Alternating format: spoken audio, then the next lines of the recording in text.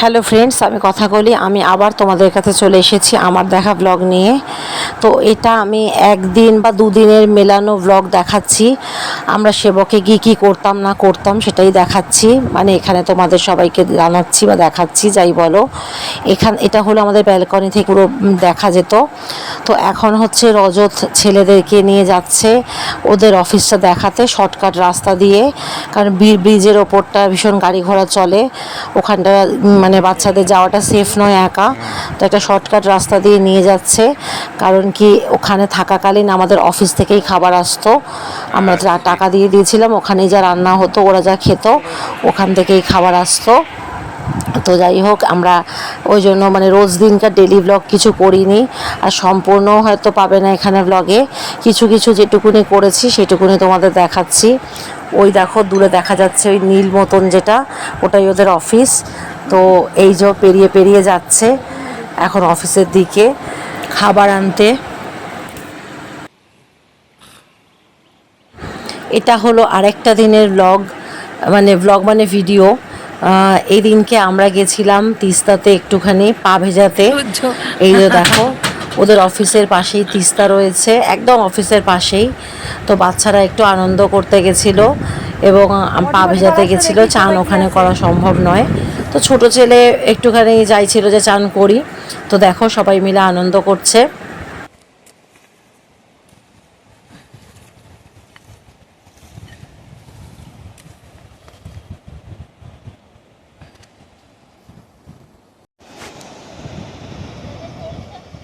তো জল কিন্তু তিস্তার বেশ ঠান্ডা। জামাটা পুরো ভেজালো।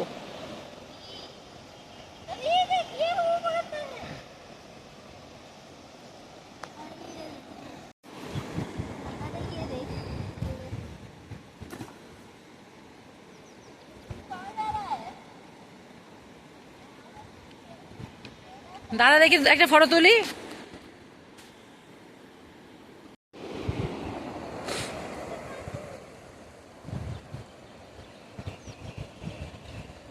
চারদিকটা দেখতে কি ভালো লাগছে না?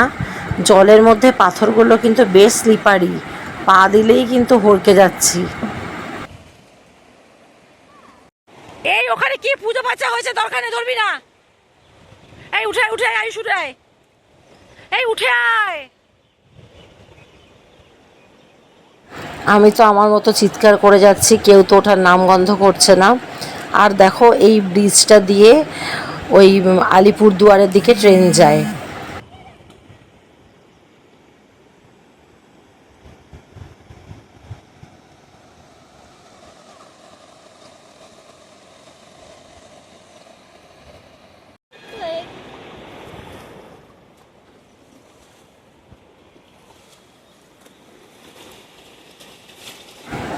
এখন কিন্তু বেশ রোদ্দুর, জানো তো এখানে, মানে পুরো কলকাতার মতনই গরম ছিল ওই সময়টা ওখানে।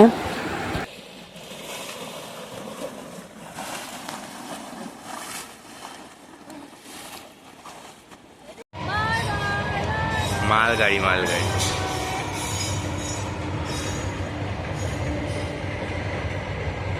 এই দেখো ট্রেন যাচ্ছে,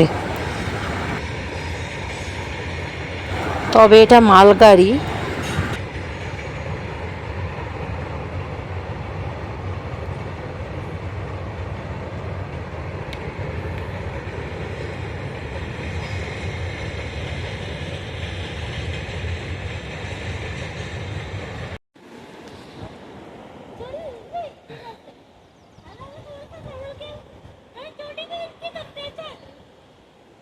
এবার ঘরে চল।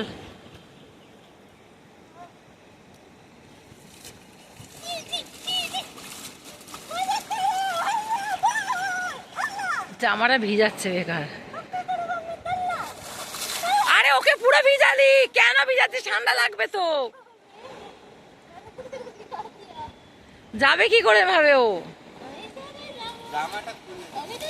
তোর হরকাচ্ছে না ওখানে পা?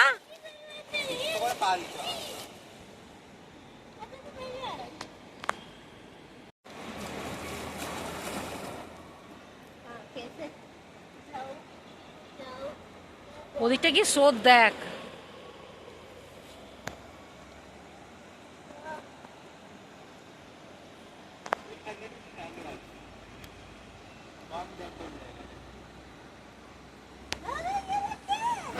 আরও দূরে জলের স্রোত বেশ রয়েছে, আর এরা তো উঠছেই না কিছুতেই জল থেকে। এই সেই ছোটি ওইখানে কোথায়?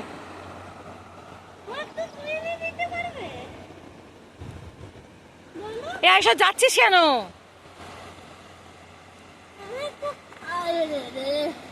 আইসা যাস না।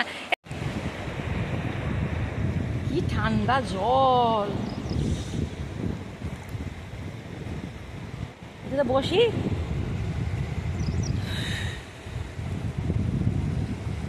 মা গো পিছলা, ও চটি খুঁজতে গেছে।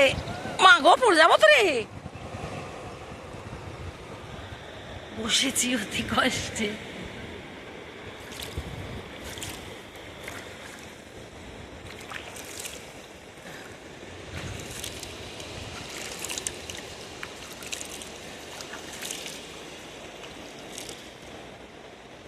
এ যাস না, চলে আয়।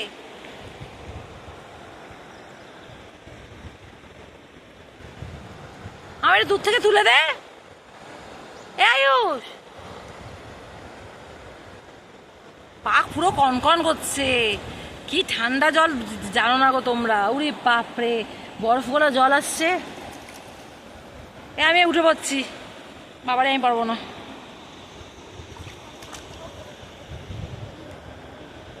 चोरी पहन के आया।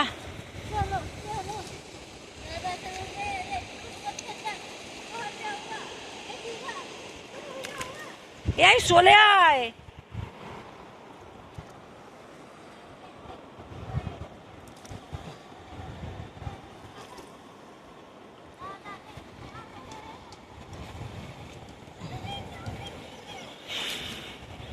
बाप रे बाप, শ্যাওলা মেওলা।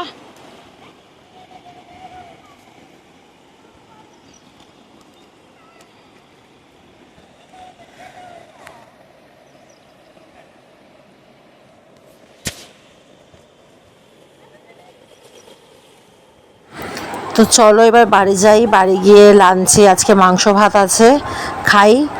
খেয়ে তারপরে একটুখানি ঘুমাবো, খুব ঘুম পাচ্ছে। তো এখন সন্ধে, এরা দুজন চা নিতে এসেছে। পাশেই আমাদের যে রুমটা নেওয়া হয়েছে, পাশেই একটা পেট্রোল পাম্প, তার পাশেই দোকানটা রয়েছে। এখানে মোমো, চা সবই পাওয়া যায়। প্রতিদিনই এখান থেকে চা নিয়ে যায়। ইলেকট্রিক কেটেলটা আমাদের আছে, ওটাতে করেই চা নিয়ে যায়। 20 টাকা করে পার কাপ চা নেয় ওরা, কিন্তু বেশ বেশি চা দেয়। আমাদের প্রায় 2 কাপ করেই হয়ে যেত, জানো তো। রোজই এখান থেকে চা খেতাম, কারণ অফিস থেকে আমরা চা পেতাম না। এই যে রোডের ওপরেই একদম, আর রোডের ওপরেই আমাদের ঘরটা। ঘরটা তো আরেকদিন দেখিয়ে দেবো তোমাদের।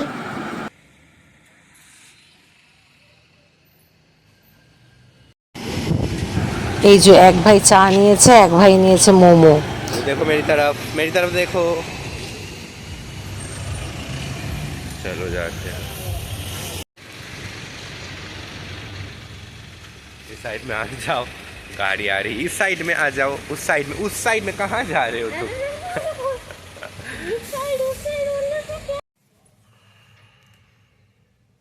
उनके मोमो कितने बड़े हैं।